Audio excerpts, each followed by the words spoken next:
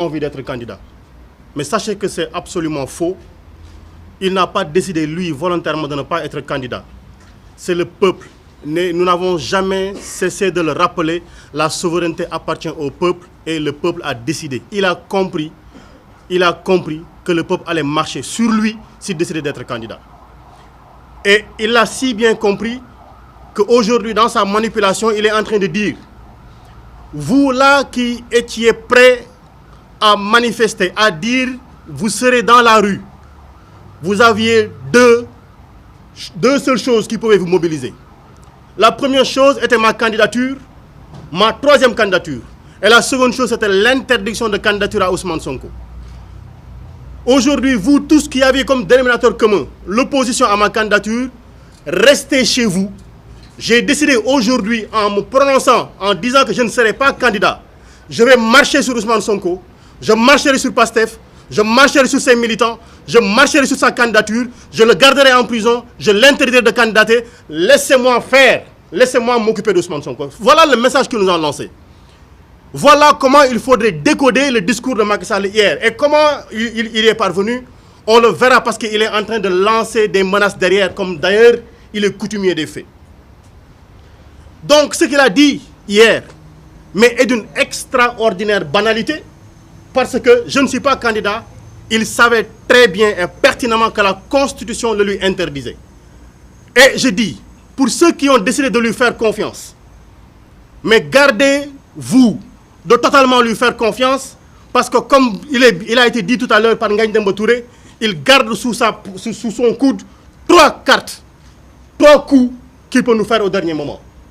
Et j'avertis les prochains candidats de l'APR, évitez de manger chez lui, évitez de boire son eau, il est capable de vous empoisonner et de dire comme nous n'avons plus de candidats, je reviens, et de le faire à la Ouattara.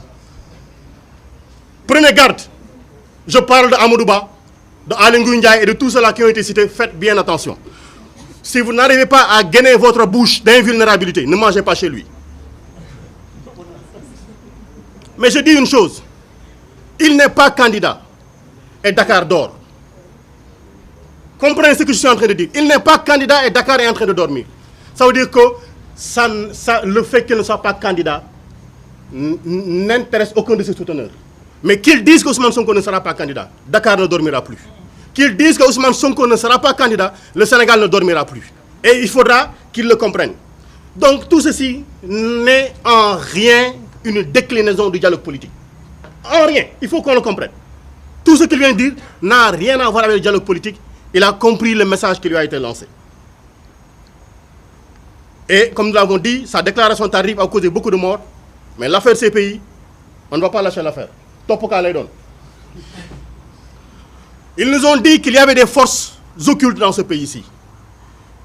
La seule force occulte ici, c'est cet homme qui a voulu utiliser des forces de défense et de sécurité, accompagné de milices qui a tiré sur son peuple. Voilà la seule force occulte. Et qui aujourd'hui, parce qu'elle est tellement occulte, elle a envoyé cette force occulte, une ministre des Affaires étrangères, se rendre dans tous les pays du monde, se rendre à l'Union européenne pour nous servir un mensonge éhonté que les gens n'ont pas fait, et ils n'ont pas fait 30 secondes pour la démentir. Force occulte. Il a dit les forces de défense et de sécurité ont tiré.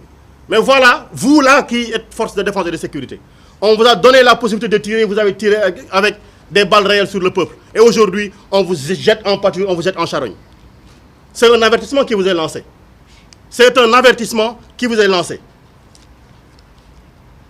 Aujourd'hui, en tout cas, moi, Birame Souleye Diop, parlant sur cette table, auguste table, invité de la conférence des leaders, j'ai dit la candidature du président Ousmane Sonko est une demande politique, est une demande du peuple. Elle ne dépendra aucunement d'un complot politique ou un complot judiciaire. Ousmane Sonko sera candidat, nous battrons campagne avec lui, il présentera son programme et si notre souhait, le bon Dieu l'accepte, il sera le président en 2024. Nous l'avons entendu faire ces menaces. Mais nous rappelons simplement que nous n'avons que faire de ces menaces. Nous n'avons que faire de ces menaces. Il n'a que 3 choses. La prison, la mort, la carrière. Il ne peut détruire que cela.